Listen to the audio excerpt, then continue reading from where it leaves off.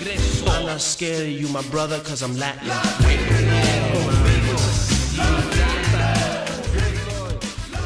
20 years ago today, professional wrestling lost one of its greatest and most beloved performers when Eddie Guerrero unexpectedly passed away on November 13th, 2005, at the age of 38. It blows my mind that it's already been 20 years. Eddie Guerrero's death still seems very fresh. It still feels very fresh.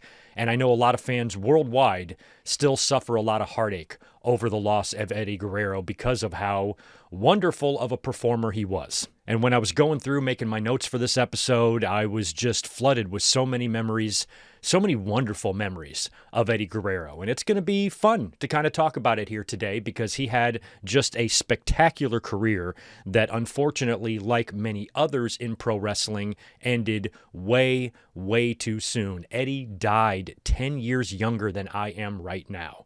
And that's just unfair, and that's mind-blowing. And we'll talk about the circumstances, of course, of his death. And we're going to talk about his entire life from birth to death, really, and all of the memories that he's given us. We're going to try to just discuss that in a nice long video podcast here as a memorial and a remembrance of just a wonderful performer in Eddie Guerrero. He was unlike any other, and he was so tremendous, and he had such a connection with the audience. And I think that's another part of this that makes Eddie's death so remarkably sad, is because of how universally beloved he was across the globe. With Eddie, everybody seemed to agree that he was just a great all-around performer who should have won way more world championships than he did. So that's what we're going to talk about today. We are going to talk about the life and the times of the great Eddie Guerrero, and this is going to be a podcast of love, showing nothing but love to Eddie and the entire Guerrero family, and sharing our memories of him, because 20 years is a long time that he's been gone, but I feel like his career, his life is still extremely fresh in our minds. And Eddie, at least the memories of him will live forever. So let's start all the way at the beginning. As we know, Eddie Guerrero is the son of Gory Guerrero. He is one of four brothers, along with Chavo Sr., Mondo Guerrero, and Hector Guerrero. So all of the brothers became wrestlers, and of course, Chavo Sr. had a son, Chavo Jr., Chavo Guerrero, who was just a couple of years apart from Eddie Guerrero. So the two of them really grew up more like brothers than uncle and nephew. And as a matter of fact, when Gory Guerrero would hold his wrestling events in El Paso,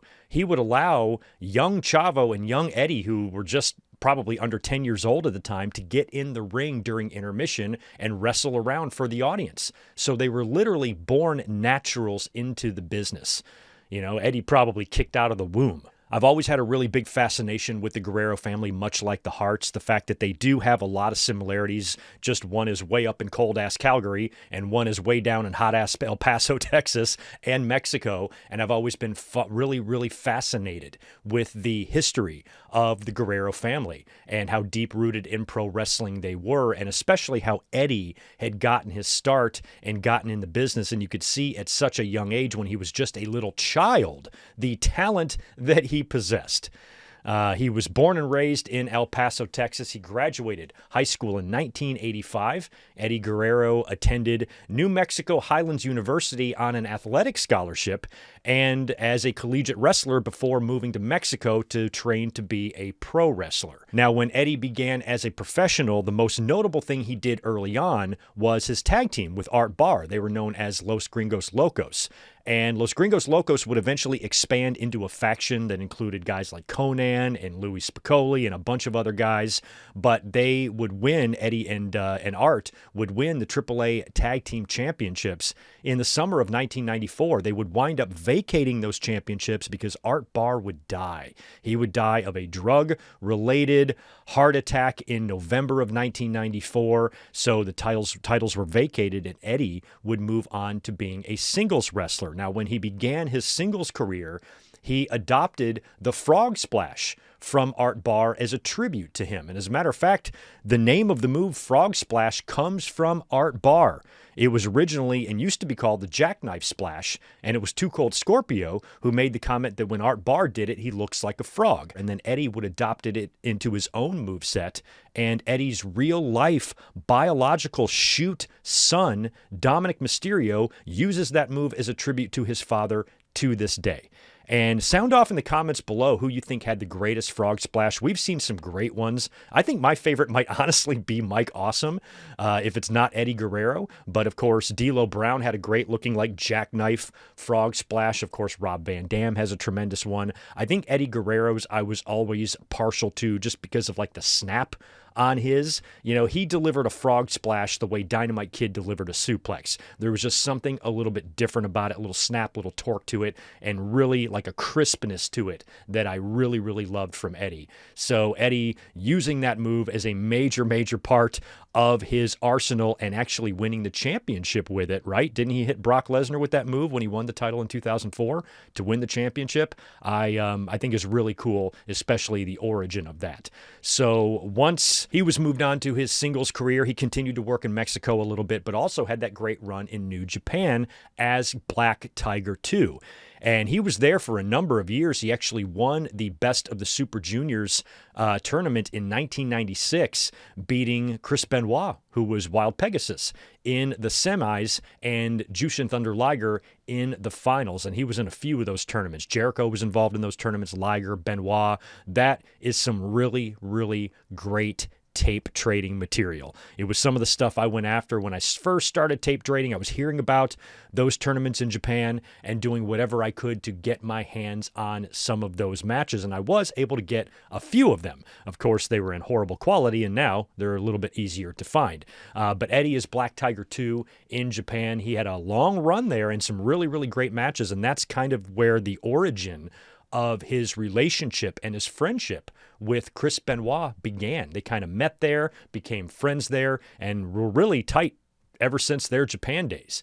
Now, Eddie would be noticed by, of course, Paul Heyman, who would bring him into ECW, and he would win the television title in ECW a couple of times. He won the TV title in his debut match in ECW against Too Cold Scorpio, and had a great series of matches with Dean Malenko trading the title with him. I think Dean beat him for the TV title, and then Eddie won it back, and then Eddie would wind up losing the TV title back to Too Cold Scorpio, I think in like late summer of 1995, and then Eddie Guerrero and Dean Malenko would have their final match in ECW, in the ECW arena, while the fans chanted, "Please don't go. Please don't go," because they knew they were heading to WCW. Now, Eddie, heading over to WCW now, he was actually there years earlier. He had a couple of stints, or not stints, but matches in the company. He actually worked with Terry Funk on TV in 1989, which is a tremendous find if you can find that one.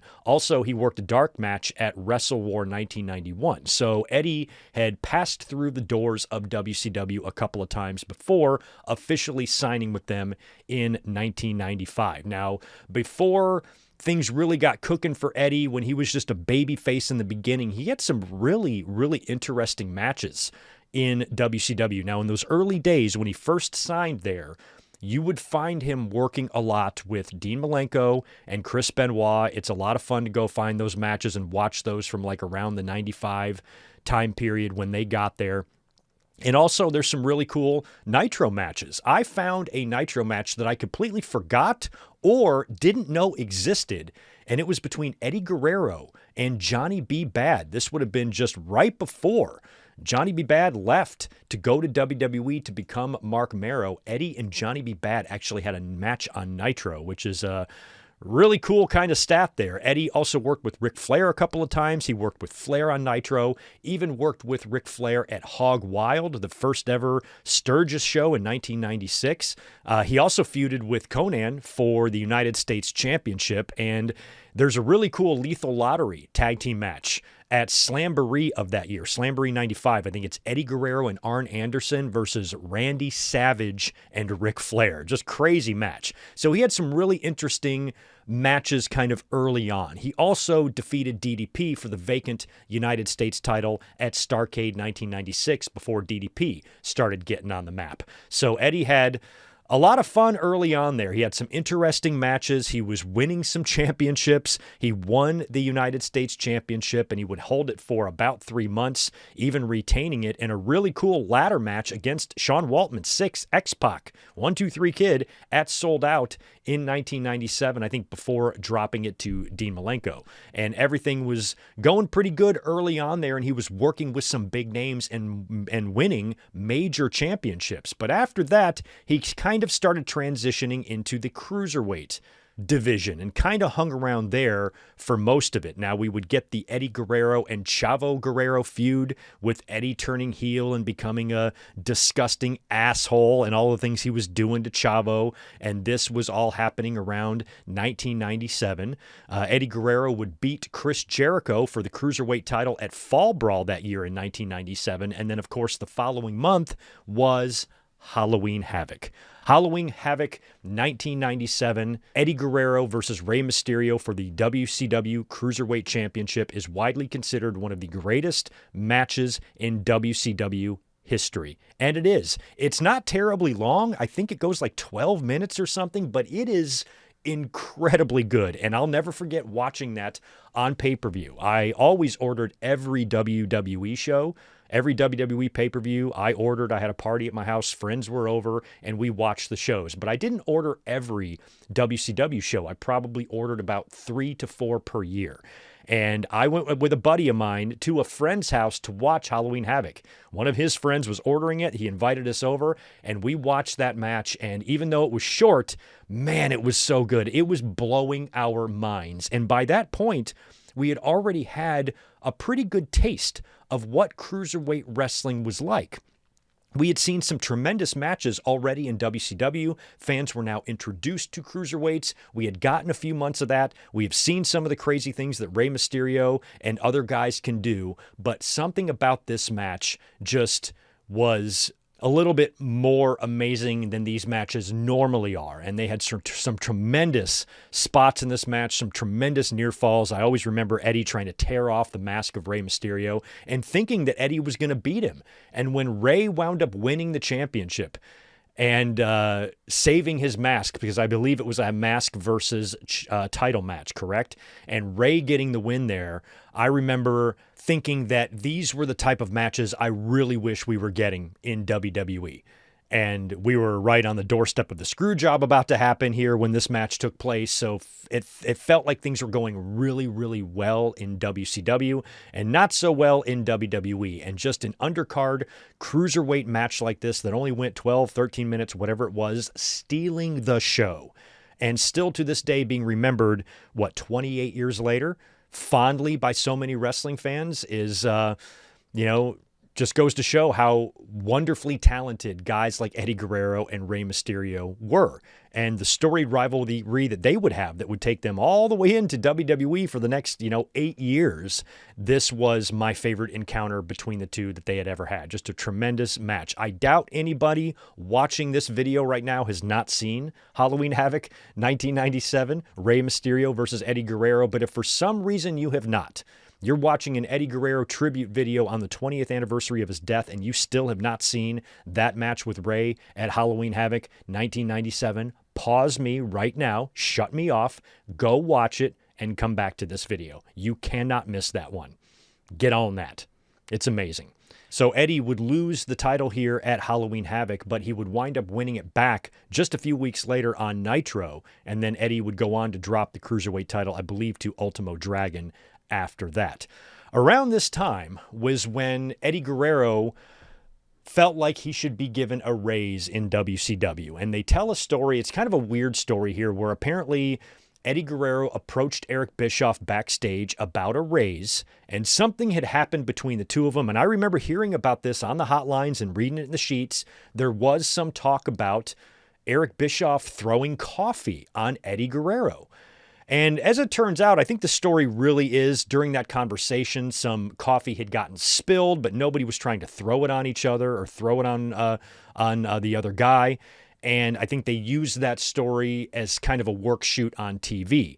And Eddie winds up coming on to Nitro and cutting a promo talking about and criticizing Eric Bischoff, and then says something like, here, I'll save you some time. I'll dump coffee on myself. And he dumps coffee on himself. Eddie had his suitcase with him that night, and he basically quit the company and walked out. He would return to form the LWO, and the LWO had a nice little run there, around 1998, I guess. And that would take us into 1999, specifically New Year's Day 1999, where Eddie Guerrero almost dies in a car accident on New Year's Day, falling asleep at the wheel. I think he told the story as he wanted to go get some eggs or something, and he was going like 100 miles an hour, falls asleep, flips the car, thrown from the car, fractured his pelvis, lacerated liver, all sorts of problems, could have easily died, should have died, and didn't die, and survived. And he was out for a while. And this, of course, like so many other wrestlers who get injured or suffer serious injuries, a lot of them during this time wind up developing a dependency on painkillers.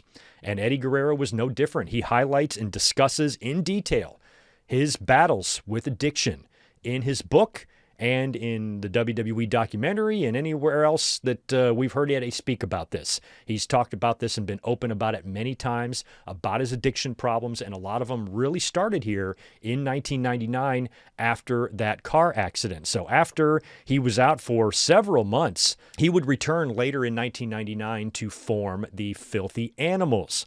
So now we're in the Filthy Animals era of Eddie Guerrero's career and WCW, and things are starting to wind down. The Filthy Animals would wind up feuding with Revolution in 1999, but behind the scenes, there was a lot of craziness going on because we had Russo and Ferrara coming in, and then they were quickly shown the door, and then Kevin Sullivan was given the book back. And of course, Kevin Sullivan used to be married to Nancy Benoit, woman who is currently married to Chris Benoit. Guys like Eddie and Chris and Malenko and Saturn, they were already having issues with WCW as it was and being used and getting opportunities. Now with Sullivan back, nobody, especially Chris, felt like they were going to be in a really good spot in that company. And even though WCW tried to give Chris Benoit the World Heavyweight Championship right at the end, it was not enough. And the Radicals collectively,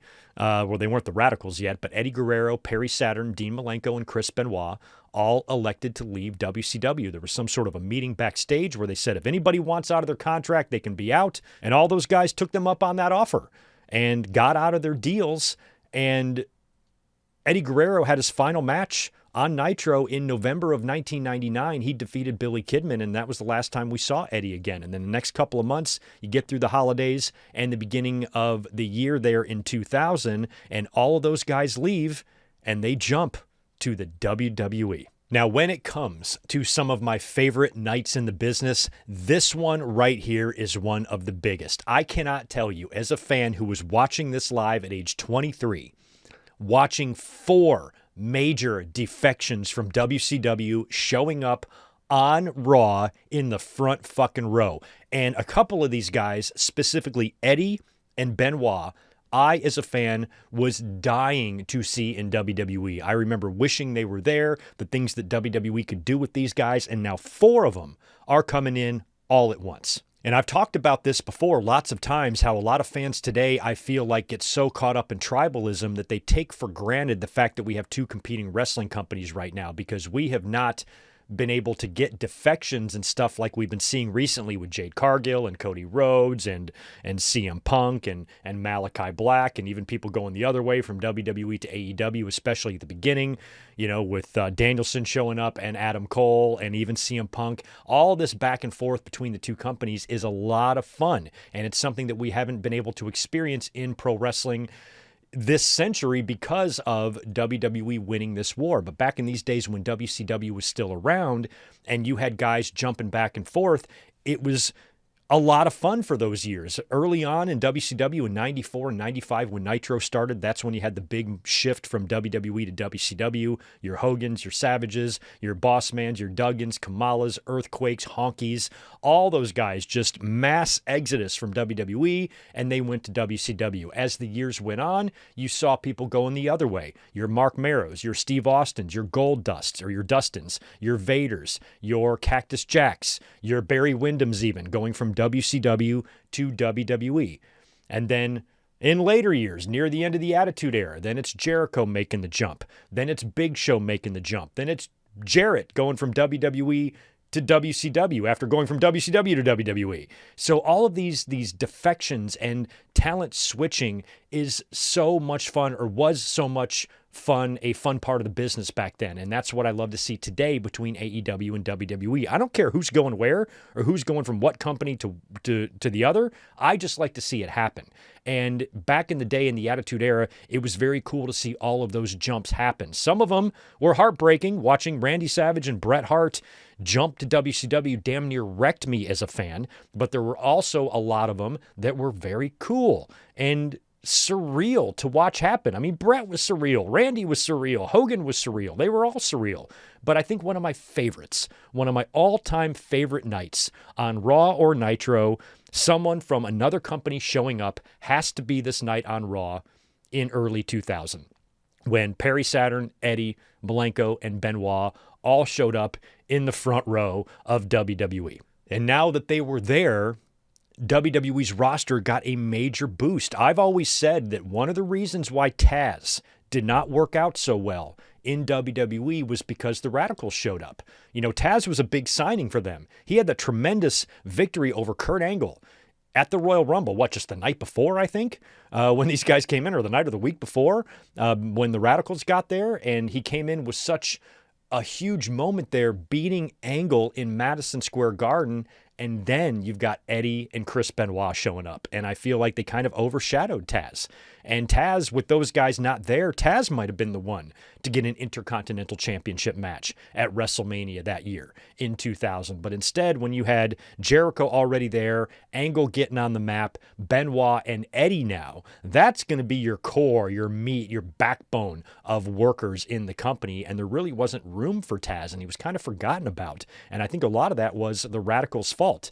Now, Eddie got off to a bad start right at first. I remember when they came in, D-Generation X was still riding high, and I think Triple H, on SmackDown, they had called out the Radicals, and then they did a series of matches, right? I think it was like Triple H versus Benoit. It was 1, 2, 3 Kid versus Malenko, and then I think it was Eddie and Perry versus the Outlaws. And I guess the deal was that if all of the Radicals won their matches, they would all get signed to deals. I think it was something like that. And in the Outlaws versus Perry and Eddie match, Eddie Guerrero comes off the top rope with a frog splash onto Billy, and he dislocates his elbow.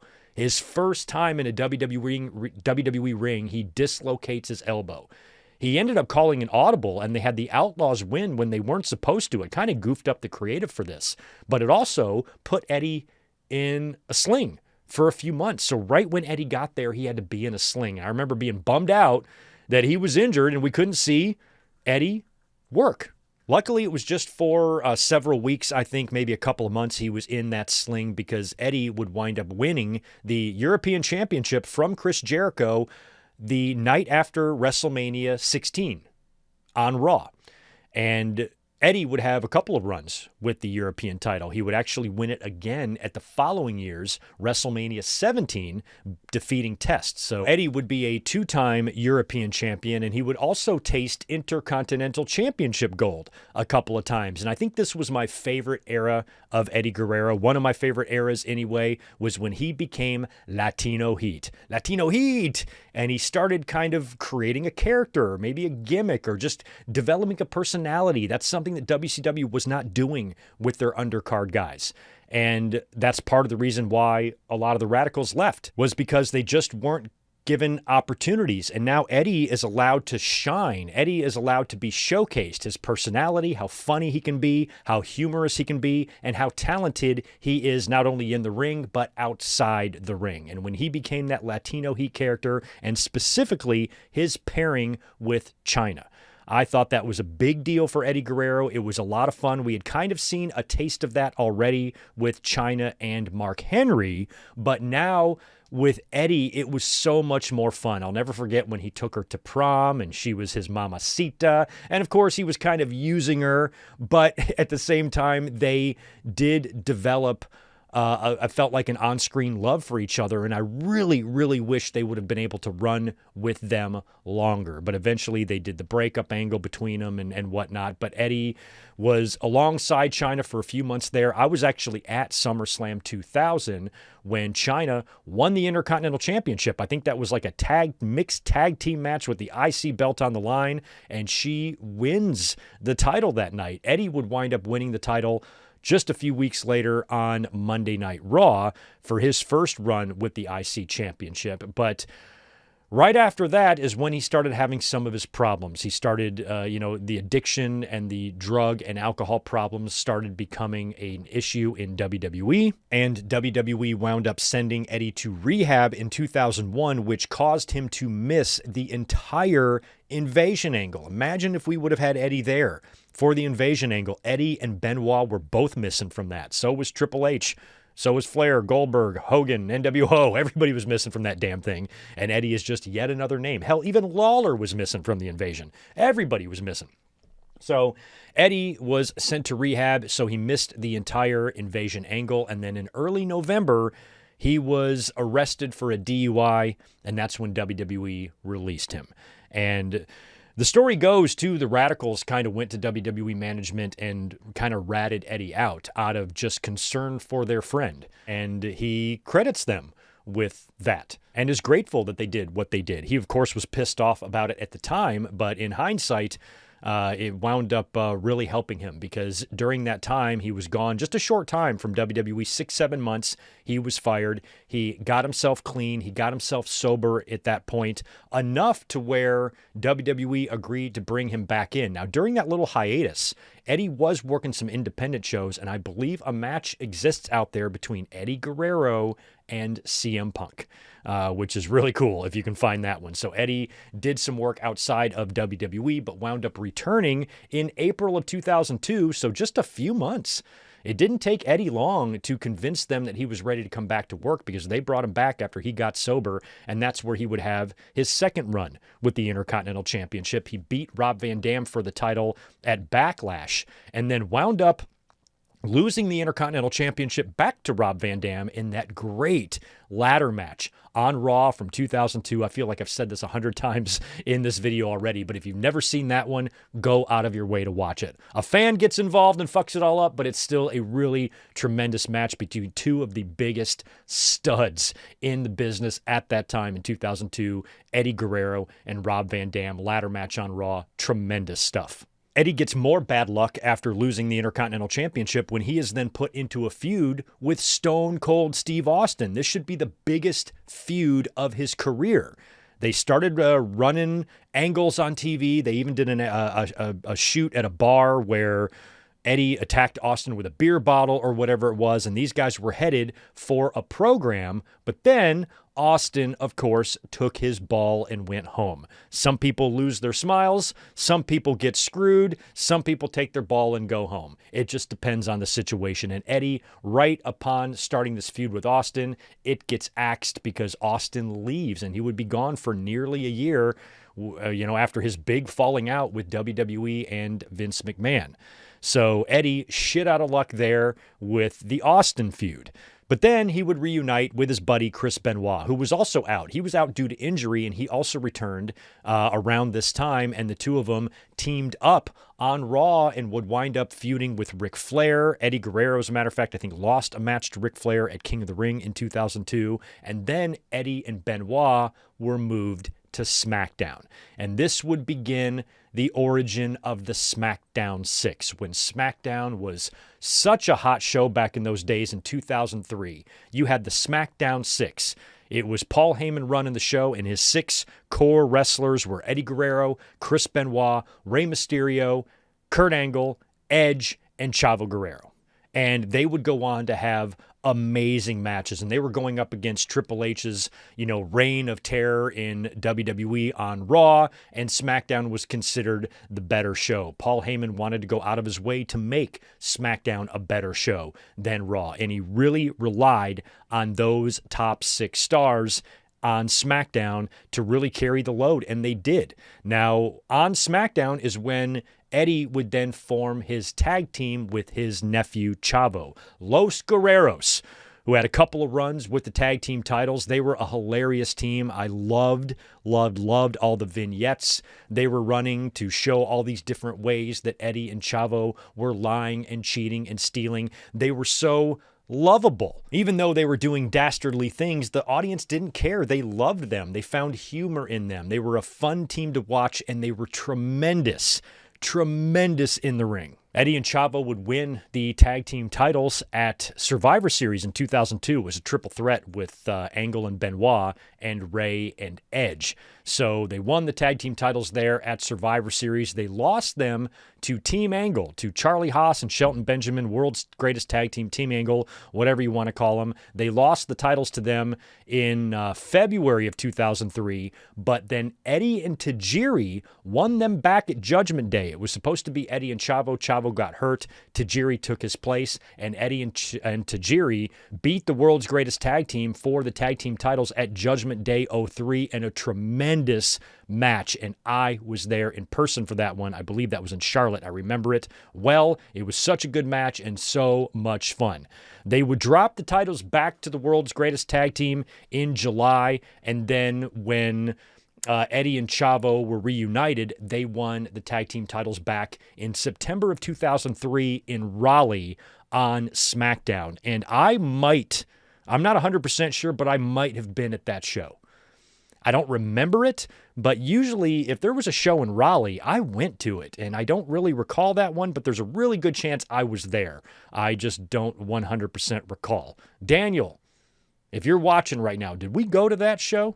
I don't remember. You might have. Maybe I missed it. I don't know, but Los Guerreros would win the tag team titles back in North Carolina. After Los Guerreros ran its course, I think they might have dropped the belts to the Bashams, and then they were kind of done with that. And Eddie would now move into what would become his world championship year in 2004. Now, him and Chris Benoit were both headed for world championship gold here. Benoit, of course, wins the Royal Rumble in 2004 that earns him the opportunity to challenge any champion he wants. And he actually surprises people, not choosing the champion of the show he's on SmackDown, but jumping to Raw to challenge Triple H, which would wind up being that triple threat with Triple H, Benoit, and Shawn at WrestleMania. In the meantime, SmackDown holds a little mini Royal Rumble to determine who will face Brock, who will be Brock's next challenger. Now, Brock is already teasing a feud with Goldberg.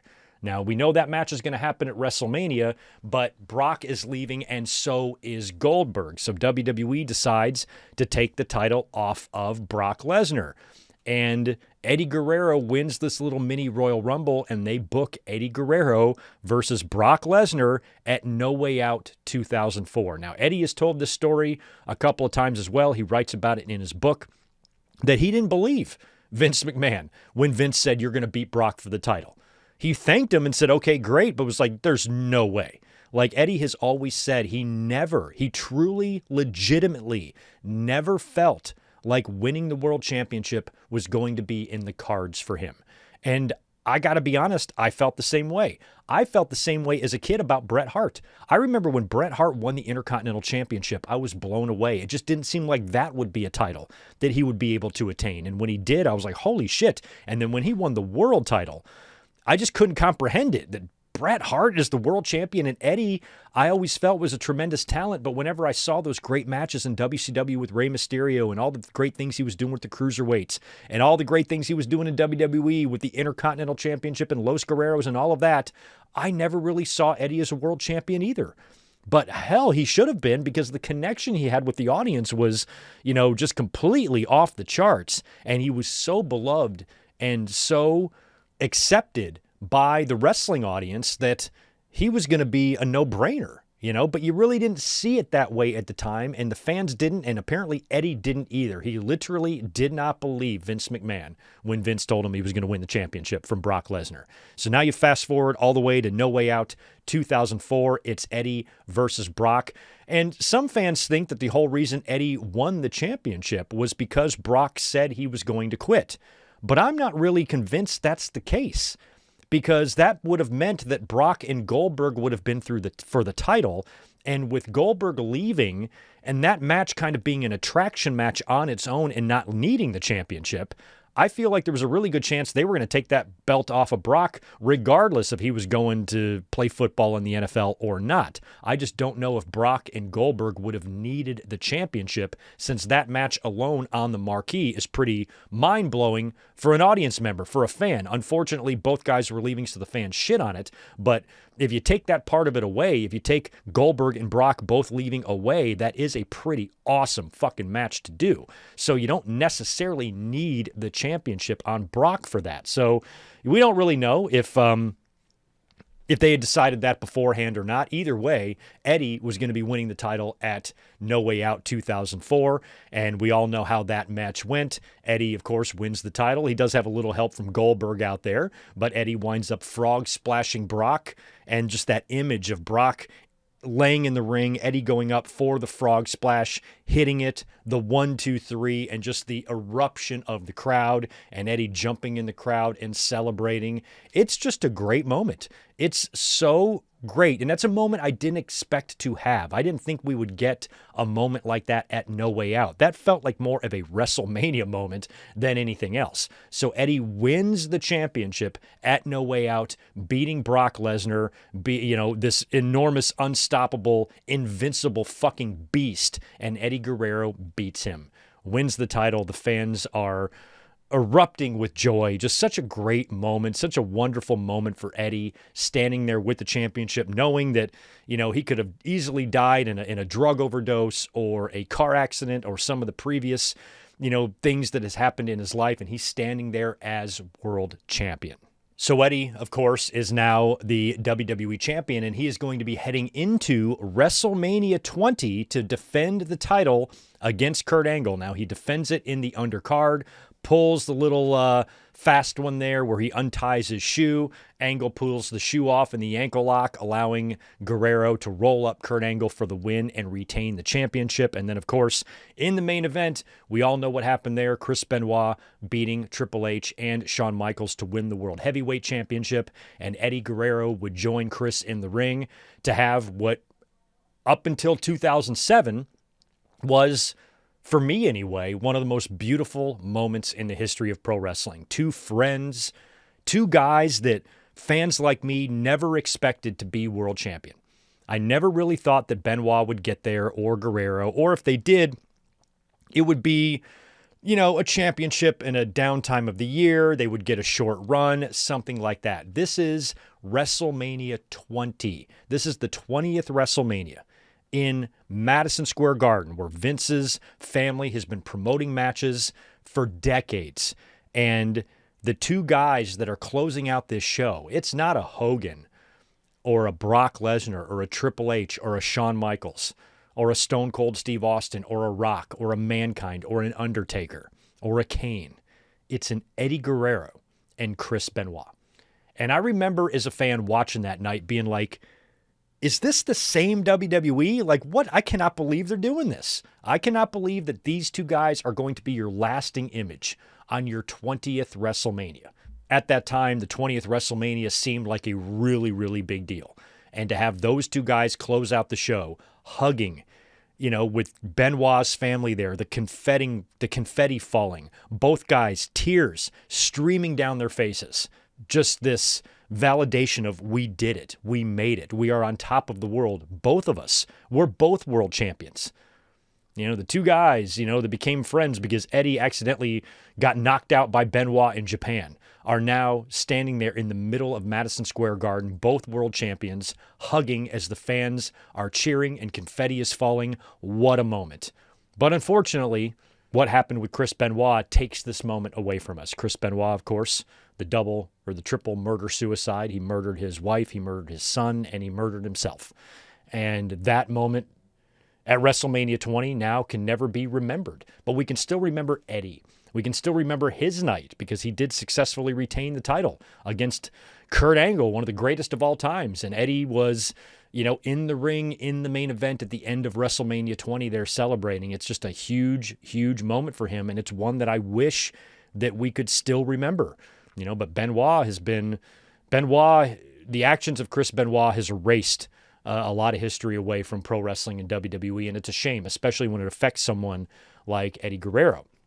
So the two of them having that moment at WrestleMania 20, still to this day, even with everything that Benoit did, that moment itself is just one of my favorites ever. It's just such a shame that, Benoit turned out to be a murderer and we lost Nancy and we lost Daniel. And these moments can never be remembered or appreciated. None of his matches and none of his moments. And the Big Eddie one here was affected by what Chris Benoit did. But the moment at WrestleMania 20 was, to me, peak Eddie. Peak Eddie. That's on the thumbnail. I'd use that image of him on the thumbnail just because that night was so memorable for both guys' career.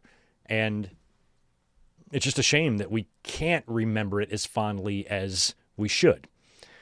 And Eddie Guerrero's championship run, of course, did not last very long. Him and Benoit held their titles for about the same amount of time. And prior to Eddie dropping the belt to JBL, he actually worked with JBL, who had become this brand new character. I think they were needing some heel contenders over there on SmackDown, and they just kind of they made this transformation from Bradshaw to JBL. And they worked together at Judgment Day 2004 in that crazy match. Now, it turned out to be a disqualification loss for Eddie Guerrero.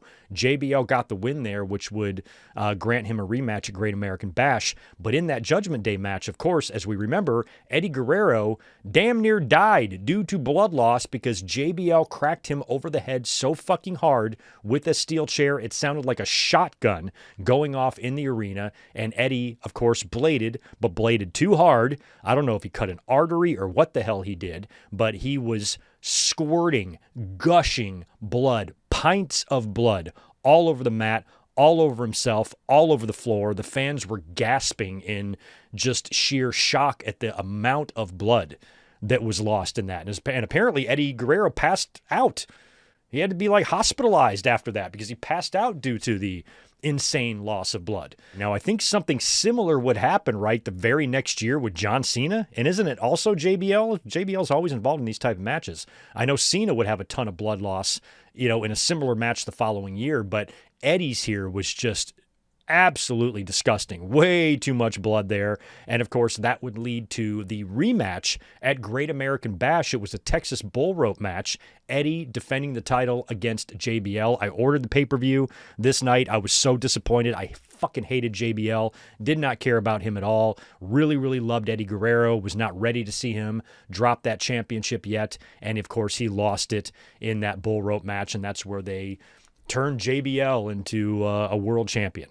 And I've always kind of poked fun at that undisputed championship belt. It was never one of my favorite designs, but a lot of the wrestling fans who were a generation below me loved the design. They don't find it as ugly as I do.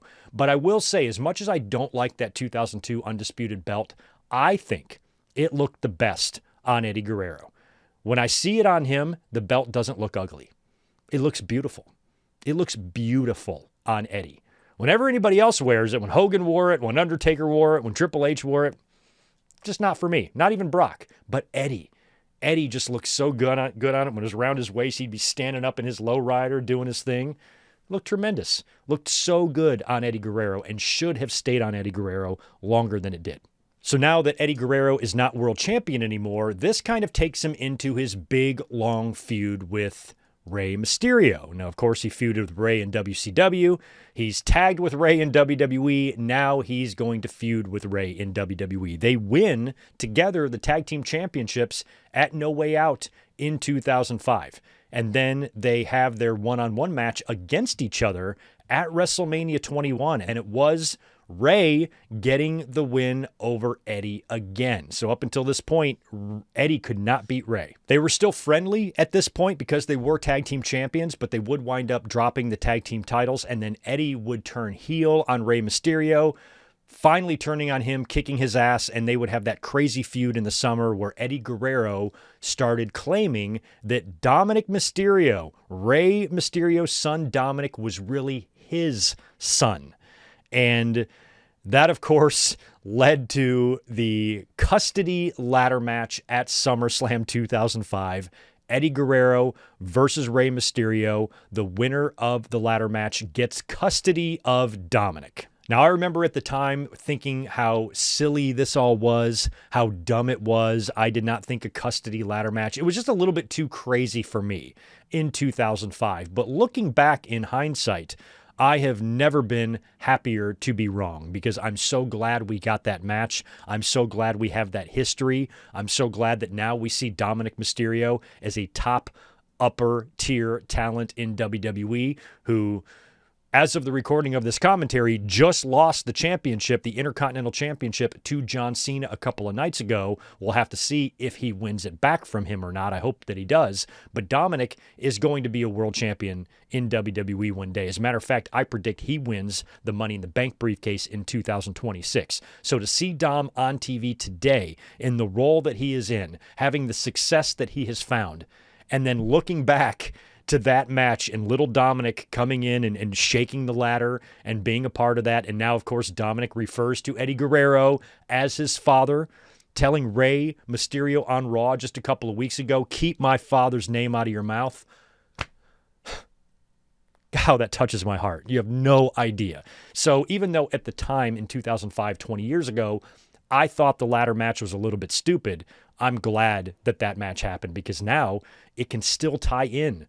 It still is relevant to this day in 2025, that ladder match, because of Ray and Dom still being on TV and now Dom being a grown man. He's a married man with championships.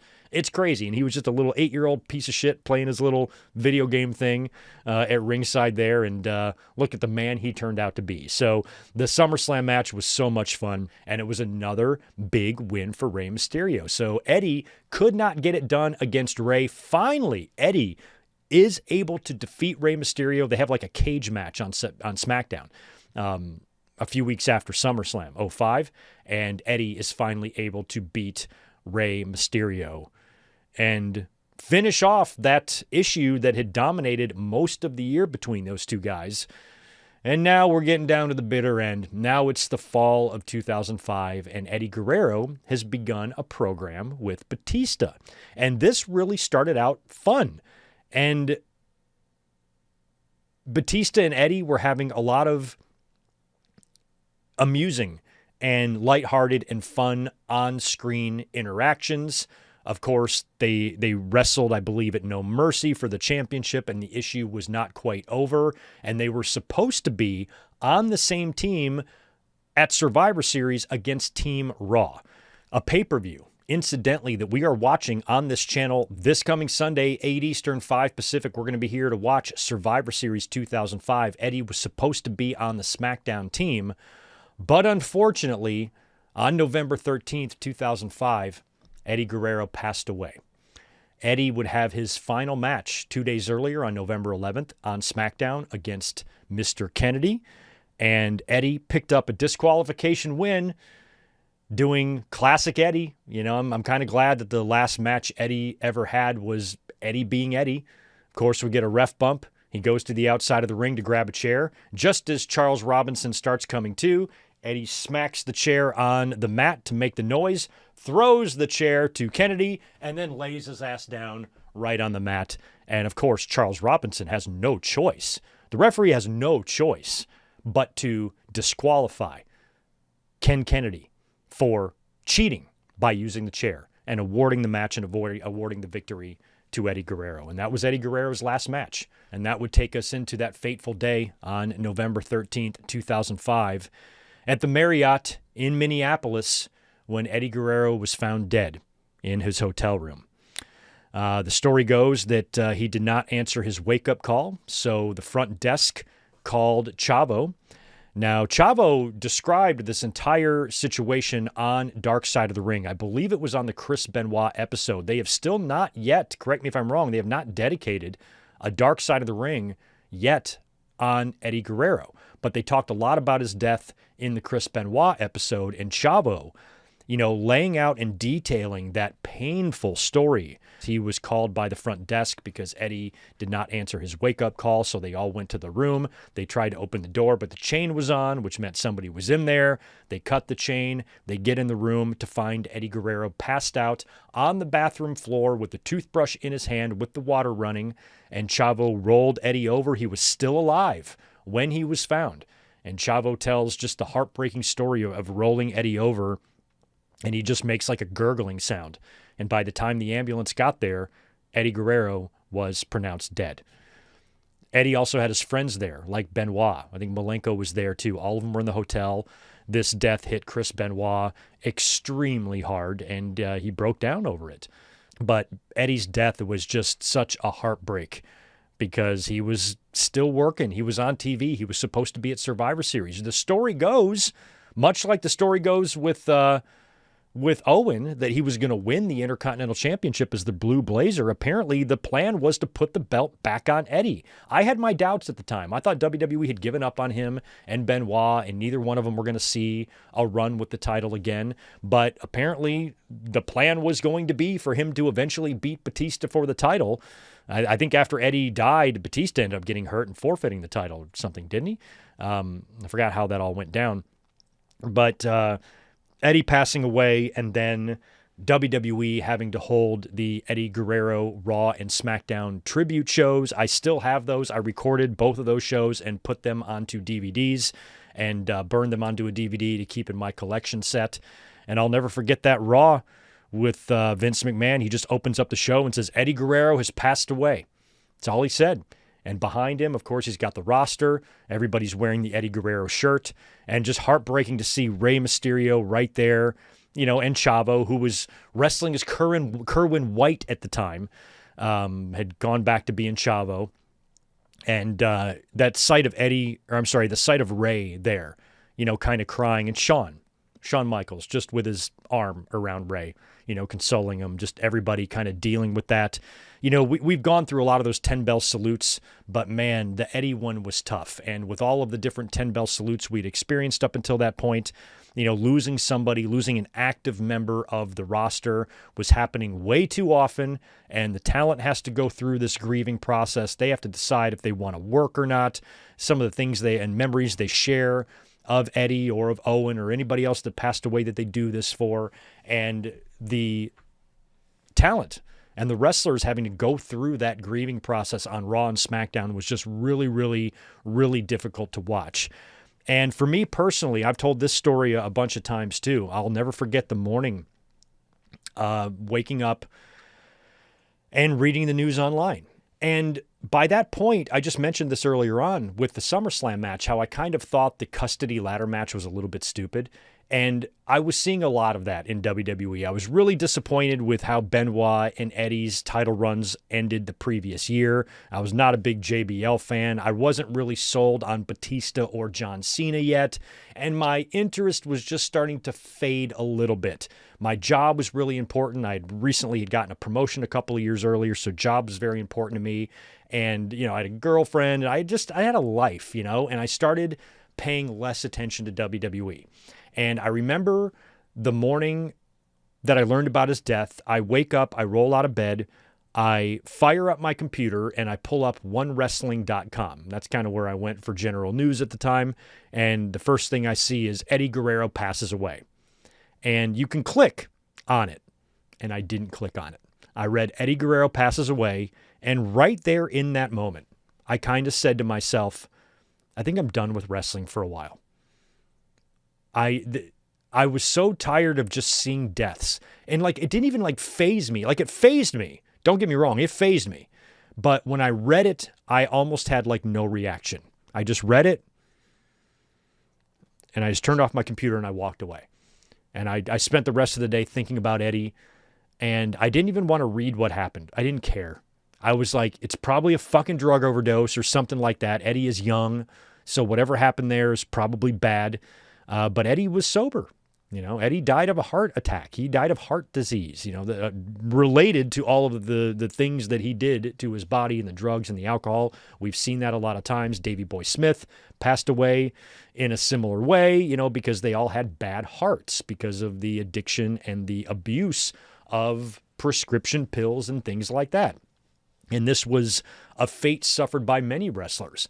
But there was something about the Eddie one. I think it was because of how much I loved him and how much I was so sick of being heartbroken. Like, I took it personally.